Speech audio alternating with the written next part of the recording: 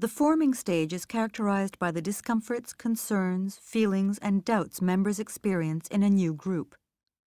In this video, we join a meeting at which the Corps officers are learning who will be taking over as the incoming commanding officer. Thank you everyone for coming tonight. As you all know, Captain Jones was promoted at work and was transferred to the national office of his company.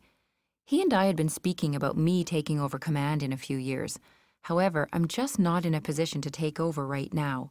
It's unfortunate that we didn't have more notice.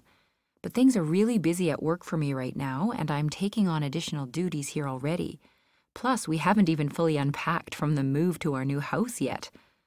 I've been working with Captain Jones and the detachment to find someone who could take over, and I learned that one of my old friends, Captain Walsh, has moved back to town. He's agreed to take over starting immediately, and we'll look to do a change of command parade in the coming weeks. So everyone, please welcome our new commanding officer, Captain John Walsh. Sir? Thank you for those kind words. I know things have been up in the air here for a while, so I wanted to get everyone in before the training year gets started. I wanted to take some time to get to know each of you, let you know what my expectations are, and talk about what I can do to assist you in making this a great Corps. I'll introduce myself first, and then we'll go around the table. I'm Captain John Walsh. I've been with the CIC for about 20 years now. I started out as a cadet and then enrolled shortly after aging out. I've done a couple of terms as CO and was a training officer for a number of years. In my civilian life, I'm a high school teacher. I'm sure there's more I could tell you, but I'm looking forward to hearing more about each of you. Let's just go clockwise here. And I'm Captain Tanya Russell. I've been the training officer here for the last few years, and I was a cadet as well. I've been in the CIC for about 8 years now. And when I'm not working on training plans, I'm a manager at a restaurant. Thanks. Next. I'm Lieutenant Shawn Brady. I've been working as the administration officer here for about 4 years. I was never a cadet, but I had some friends that were when they were younger, and they talked a lot about it. I figured I'd give it a shot, and I've really enjoyed it so far. I've gone back to school, and I'm training to be a cop. I'm Frank Godet. I'm the training assistant. I've been in just over a year now. I'm a certified accountant. I'm Jessica Saint Laurent.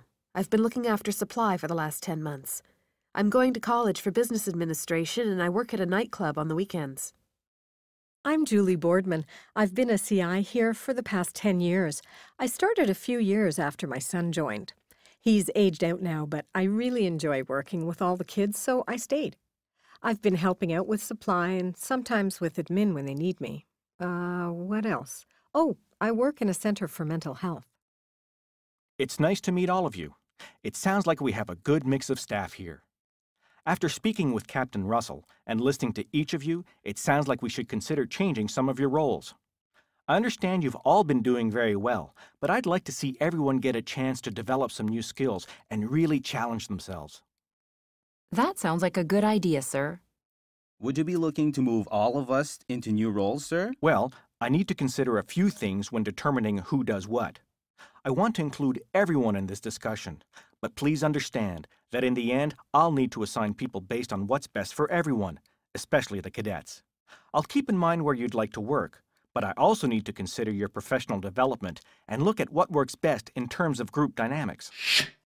When would you want to make those changes, sir? Well, I don't want to rush into anything.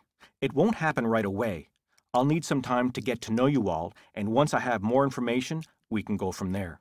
I'm just asking each of you to be patient and open to change. Change can be difficult, but it can also be beneficial. I think everyone has become very comfortable in their roles, which may make it hard to adjust, but I think you're right. That sense of being comfortable in your job is what sometimes leads to stagnation. People can get stuck in doing what they know, and they may stop learning and growing. I also know that when changes are made, I'm going to need to be there to support you, but remember that you have each other to rely on as well. We're a team here. I'd just like to say that I'm excited about possibly doing something new. I understand what you mean. So how about we change gears here? What do you expect your CO to do for you? In this stage, there's lots of exploration as group members get to know one another. There's a focus on similarities and differences, and first impressions are key as people try to figure out the similarities and differences. Because everything is new, there is a fair amount of confusion and anxiety as people try to put their best foot forward. As a result, productivity will be lower. Issues that arise are questions of whether each person feels like they belong to the group, whether members can be trusted, and who is in charge. This is also a good time to look at how the group is organized. Because the group has not yet molded into a strong, effective unit, it's still relatively easy to reorganize, get people trained in new skills, and look at how the processes in the group work. It's also helpful to set group ground rules, which are expectations about how work will be done, how decisions will be made, and how people will treat each other.